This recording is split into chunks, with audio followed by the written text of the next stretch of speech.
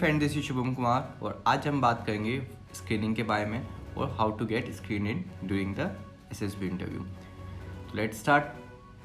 तो सबसे पहले हम ये देख लेते हैं कि हमारे पास दो टाइमिंग्स होते हैं रिपोर्टिंग के। या तो 200 आवर्स होता है, मतलब 2 PM। अगर जो उस दिन आपकी रिपोर्टिंग होती है तो आपकी स्क्रीनिंग जो होगी वो अगले दिन सुबह 6 बजे से होगी। ओके। अगर आपकी रिपोर्टिंग 600 आवर्स होती है, मतलब 6 AM होती है, तो जो आपकी स्क्रीनिंग होगी वो उसी दिन होगी। ओके। अब देख लेते हैं स्क्रीनिंग के बारे में। स्क्रीनिंग को हम Day 1 भी बोलते हैं। अब स्क्रीनिंग के अंदर दो टेस्ट होते हैं। एक तो आपका OIR टेस्ट होता है, मतलब ऑफिसर इंटेलिजेंस रेटिंग टेस्ट, और दूसरा होता है आपका PPDT।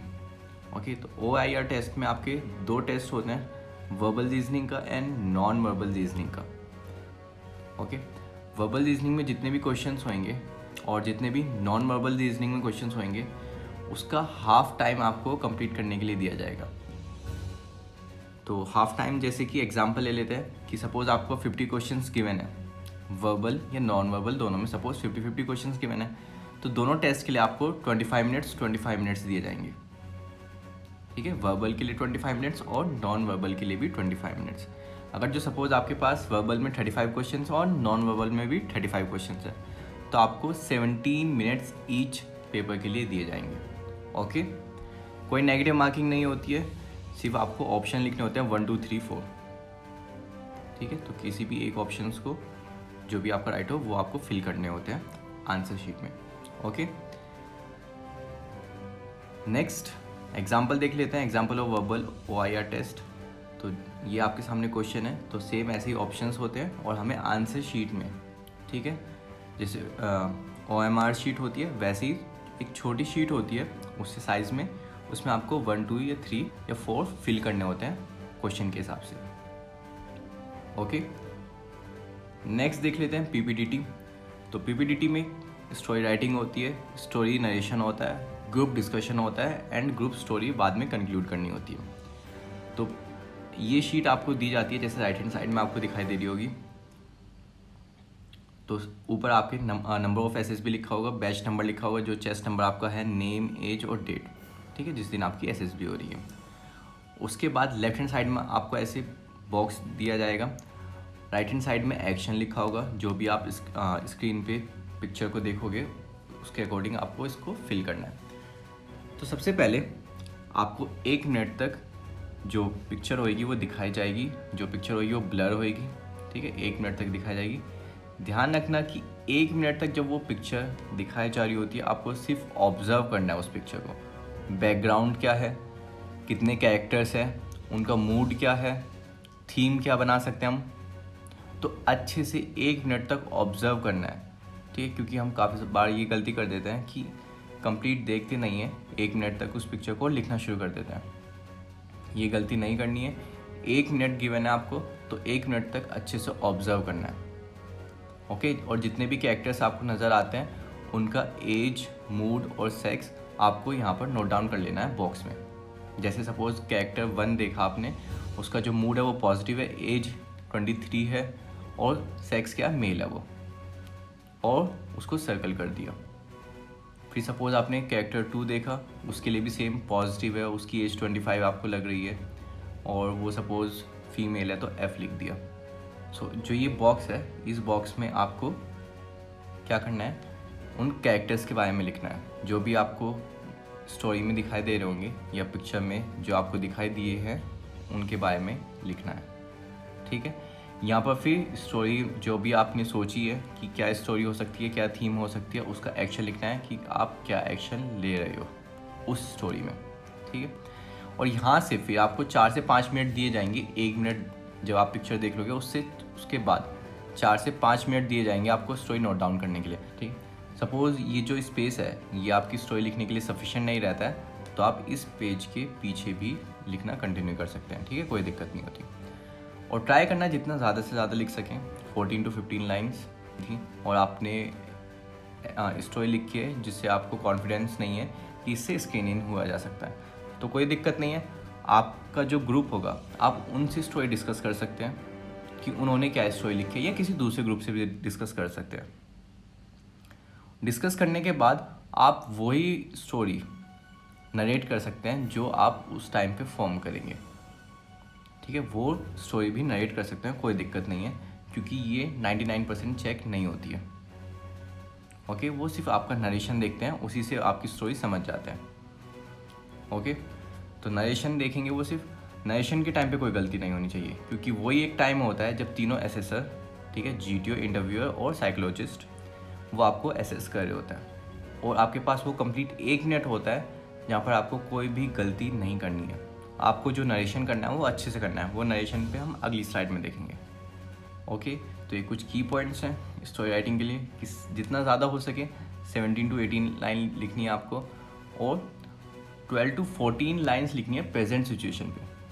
मतलब जो 4 to 5 लाइन्स है वो सिर्फ आपके पास्ट में जाएगी और फ्यूचर में जाएगी। मैक्सिमम पोर्शन जो है स्टोरी का वो प्रेजेंट पे रहना चाहिए। ओके, नेक्स्ट आता है हमारे पास how to write a story. ठीक है, अब स्टोरी भी हम देख लेते हैं, स्टोरी लिखनी कैसे है। तो ये की पॉइंट्स है कुछ जो साइड में आपको दिखाई दे रहे होंगे। तो स्टोरी किस बेसिस के ऊपर लिखनी है? सबसे पहले जैसे ये आपके पास क्लियर पिक्चर है, ये बेसिकली टेट की पिक्चर है, तो जो आपकी पीपीटीटी के टाइम पे होगी वो ब्लर होगी थोड़ी इससे। तो टेट की पिक्चर है, इसमें क्या होगा, सबसे पहले आपको ये देखना है, जैसे ये पिक्चर आपको दिखाई जाए, what have you seen in the picture, फिर नंबर ऑफ कैरेक्टर्स इन्वॉल्व। ठीक है, जैसे सपोज इसमें आपको एक इंसान डूबता हुआ नज़र आ रहा है और एक इंसान इसमें हेल्प कर रहा है उसको बाहर निकालने की। नंबर ऑफ कैरेक्टर्स इन्वॉल्व कितने हैं? 2 कैरेक्टर्स इन्वॉल्व है। एज प्रोफाइल, एज क्या हो सकती है, आप एक की सपोज 17 से 21 अपने एज ग्रुप का मान सकते हैं, और दूसरी ऑलमोस्ट 6 से 7 साल का डिफरेंस मान सकते हैं, एज्यूम कर सकते हैं।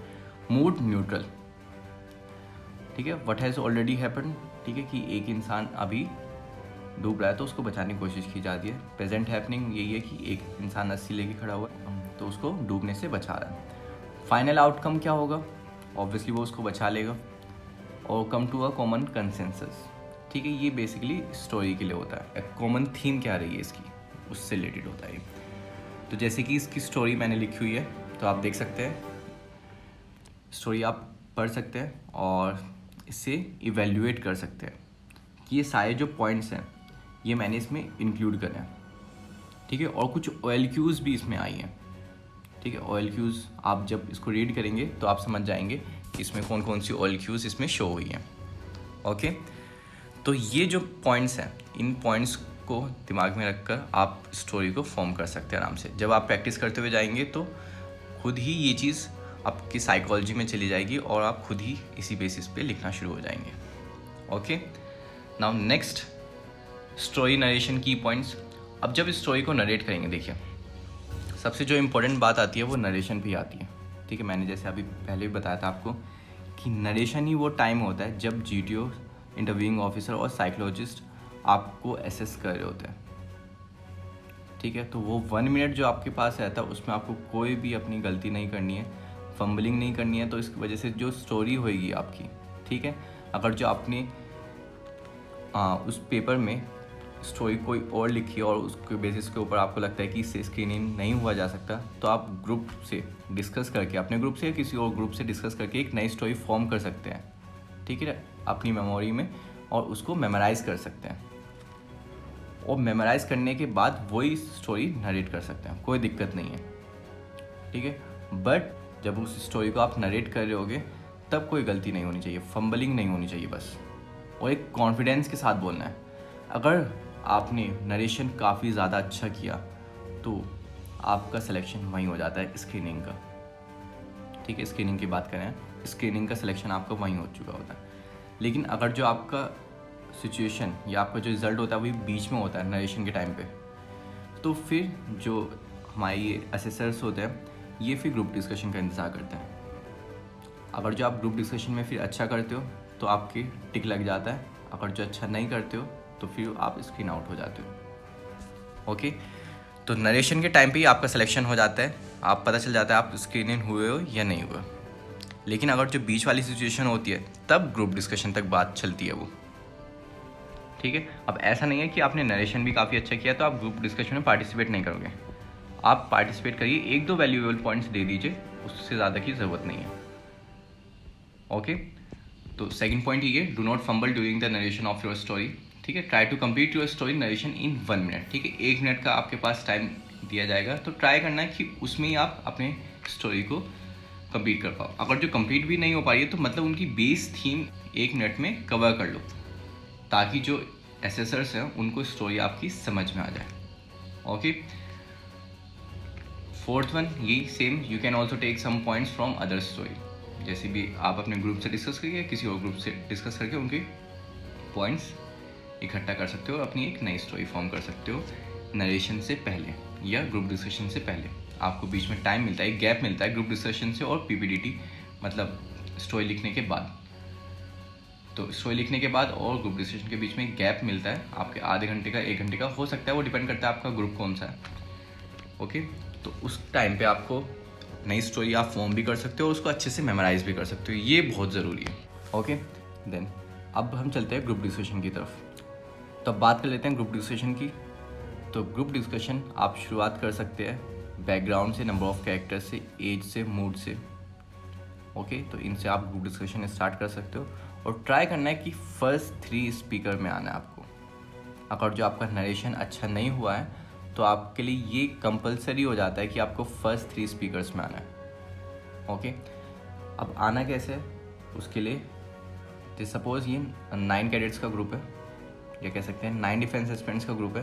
तो जैसे ही चेस्ट नंबर 9 यहाँ पर ख़त्म करेगा और सपोज़ आपका चेस्ट नंबर 3 है, तो वैसे ही आपको ग्रुप डिस्कशन शुरू कर देना है, ठीक है। शुरुआत कैसे कर सकते हो, वही सेम बैकग्राउंड से, नंबर ऑफ़ कैरेक्टर्स, एज या मूड से आप शुरू कर सकते हो। ओके, अगर जो ग्रुप होता है वो 15 से 20 कैडेट्स का होता है या 15 से 20 डिफेंस एस्पिरेंट्स का होता है, जो ग्रुप होता है वो काफ़ी बार ज़्यादा वोलेटाइल हो जाता है। तो ऐसे में एसेसर्स क्या करते हैं, ग्रुप को 2 पार्ट में डिवाइड कर देते हैं। वो कहते हैं कि चलो सबसे पहले आप ग्रुप डिस्कशन करोगे, ये वाला ग्रुप, ठीक है। फिर इसकी कॉमन स्टोरी आ जाएगी या नहीं आती, जैसे भी ग्रुप डिस्कशन होता है, फिर ये वाला करते हैं। उससे क्या होता है कि उनको एसेस करने में आसानी हो जाती है। तो ये तभी होता है जब ग्रुप ज़्यादा वोलेटाइल हो, ठीक है, ज़्यादा ही एक्टिव हो और थोड़े फिश मार्केट जैसी सिचुएशन बन रही हो, तभी वो एसेसर्स 2 पार्ट्स में ग्रुप को डिवाइड कर देते हैं। तो एटलीस्ट 3 से 4 वैल्यूएबल पॉइंट्स आपको रखने ही होंगे अगर जो आपका नरेशन अच्छा नहीं हुआ है। अगर जो आपको स्क्रीन इन होना है तो 3 से 4 वैल्यूएबल पॉइंट्स ज़रूर रखने हैं। ओके, दूसरा हैंड जेस्चर कंट्रोल करने और बॉडी लैंग्वेज। हो सकता है कि जो आपका ग्रुप हो वो काफ़ी ज़्यादा वोलेटाइल हो रहा हो और कोई एक बंदा, सपोज ये चेस्ट नंबर 7 आपको पॉइंट आउट कर दे, ठीक है, ज़्यादा एग्रेसिव हो जाए आपके साथ, ठीक है। तो आपको अपना पेशेंस रखना है, बॉडी लैंग्वेज का ध्यान रखना है और गुस्सा नहीं करना है, ठीक है। आपके एक्सप्रेशन से भी पता नहीं चलना चाहिए कि आपको गुस्सा आ रहा है, ठीक है। और अगर जो कोई भी आपसे एक डायरेक्टली आपसे क्वेश्चन पूछता है, सपोज चेस्ट नंबर 3 है आपका, तो डायरेक्टली आपसे क्वेश्चन पूछता है, तो आपको पूरे ग्रुप को आंसर करना है। ये जो पूरा ग्रुप है ना, इस पूरे ग्रुप को आंसर करना है, क्योंकि ये ग्रुप डिस्कशन है, ठीक है। तो always respond to the group, ये चीज़ भी आपको ध्यान रखनी है। ओके, देन जो ग्रुप स्टोरी होती है उस पर कंक्लूड करना ज़्यादा ज़रूरी नहीं होता, कोई नेसेसिटी नहीं होती, क्योंकि मैक्सिमम केसेस में क्या होता है कि ग्रुप स्टोरी बनती ही नहीं है। ओके, तो आपको सिर्फ ग्रुप डिस्कशन तक ही एसेस कर लिया जाता है और आपका रिजल्ट पहले ही तैयार हो चुका होता है, ठीक है। 2 क्रूशियल स्टेप होते हैं, ध्यान रखना। एक तो OIR में रहता है आपका, OIR में अगर जो आप A1 स्कोर करते हो, ठीक है, मतलब 90% से या 85 या 90% से अबव स्कोर करते हो, तो आपके चांसेस 80% अबव हो जाते हैं स्क्रीन इन होने के। ओके, दूसरा आपका अगर जो नरेशन काफ़ी ज़्यादा अच्छा होता है तब आप स्क्रीन इन हो जाते हो, ठीक है। दोनों ये केसेस अगर जो जाते हैं तो आप स्क्रीन इन आसानी से हो जाते हो। देन इसके बाद आपका रिज़ल्ट दे दिया जाता है। ऑलमोस्ट 2 घंटे के बाद आपका जो ये कंप्लीट पीपीडीटी होता है ये 10 बजे तक ख़त्म हो जाता है और 12:30 के आसपास तक आपका रिज़ल्ट डिक्लेयर कर दिया जाता है। कभी कभी टेक्निकल एंट्रीज़ में लेट हो जाता है, बट एनडीए में 12:30 तक रिज़ल्ट डिक्लेयर कर दिया जाता है। ओके, तो इसी के साथ वीडियो को ख़त्म करते हैं। जय हिंद।